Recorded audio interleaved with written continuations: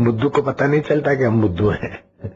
बुद्धू जब थोड़ा समझता है ना तब पता चलता है कि पहले बुद्धू थे। सुरेश जब नाक से धुआं निकालता था उस समय थोड़ी समझता था कि मैं बुद्धूपना कर रहा हूँ, अभी लगता है कि ये बेवकूफी थी। ऐसे अभी की स्थिति भी आगे चल के बेवकूफी दिखेगी।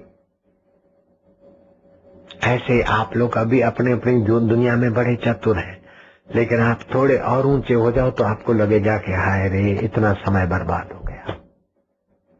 साईं जिस तेजी से ले चलते थे हम नहीं चले रहते रहेगी, आपको ऐसा लगेगा। तो आप ही रक्षा कवच करिए एक बार, और दूसरी बात आप ऋजु योग का आश्रय लीजिए। ऋजु योग में नित्याध्यासन होने लगेगा, आपको शांति और आनंद मिलेगा। श्रवण, सत्संग का श्रवण किया, फिर उसी सत्संग के बातों का विचार किया, मनन किया, तात्विक बातों का, फिर मनन करके उसी में शांत होने को, बार बार उसी में आनंदित होने को नित्याध्यासन कहते हैं। नित्याध्यासन आपके तन की थकान भी मिटाएगा, मन की थकान भी मिटाएगा। गजब।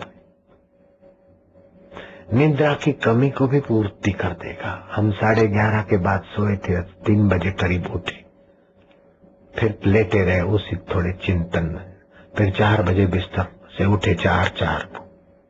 आपको लगता है क्या कि हम थके हैं, हमने नींद नहीं की, कम नींद की? नित्याध्यासन का वह बल मिल जाएगा आपको। इससे जो लाभ होता है वो गजब का लाभ होता है। आप चाहे लाख रुपया रोज कमाते हो, उसको लात मार के भी नित्याध्यासन में लगी, क्योंकि लाख रुपया कमाने के बाद भी आप सुख चाहते। एक ऐसा बंदा था, उसने सेवा की किसी संत की, बंबई में कोई संत का सत्संग था, तो जरा समिति में घुस के सेवा वेवा किया, थोड़ा आगे आया। तो जाते जाते संत ने पूछा, भाई तुमने तो बहुत गाड़ियां वाड़ियां आगे पीछे लेके चलते हो सेवा की, क्या चाहते हो? बोले थोड़ा बरकत हो जाए, जरा ऐसा, तो थोड़ा भगवान की दया से कुछ समय में उसको बरकत हो गई। फिर कैसा? बोले बड़ी दया है, बड़ी दया है। तो अब क्या चाहते हो?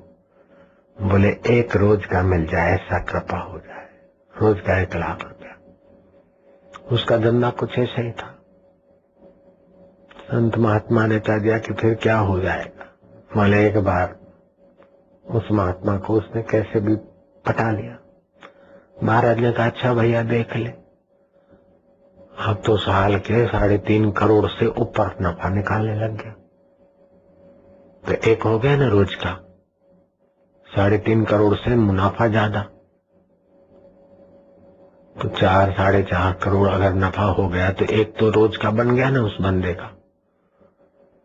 इतना बनने के बाद फिर वो शेयर मार्केट में ये हो, तो उस महाराज ने कहला दिया कि भाई लोभ मत कर, ले नहीं थोड़ा थोड़ा तो करा, तो फिर सफाई हो गई। अब वो महाराज के पास आता रहता है, पूनम भर लेता है कई बार। महाराज कहते क्या हाल है? एक बोले कोई सार नहीं, बस तुम जो दोगे वो अच्छा है। जाड़ेजा बारेजा जाड़ेजा સાંભળો છો ને તમે જે આપશો એ સારું છે कि संत लोग आपको इनसे भी और कुछ देना चाहते।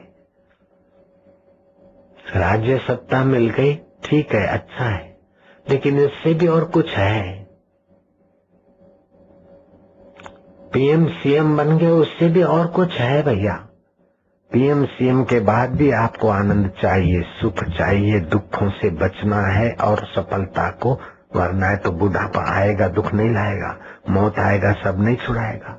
जहाँ मौत और बुढ़ापे की असर नहीं होती, उस आत्म पद का प्रकाश के बिना कुछ भी मिलेगा तो अंत में छूटेगा छूटेगा छूटेगा। ते रक्षा कवच उस तत्व को पाने तक की यात्रा में साथ देता है।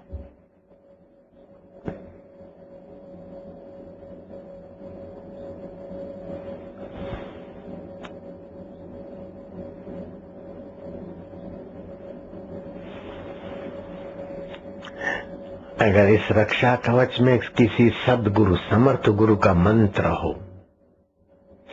और फिर जैसे शिवाजी ने समर्थ का साथ नहीं छोड़ा और समर्थ से असली खजाना पा लिया, और फिर राज्य में ऐसे कदम उसके रहे कि आहा, नहीं तो एक धरवानी का बेटा मुट्ठी भर मराठों को लेकर औरंगजेब जैसे को भी छक्के छुड़वा दे।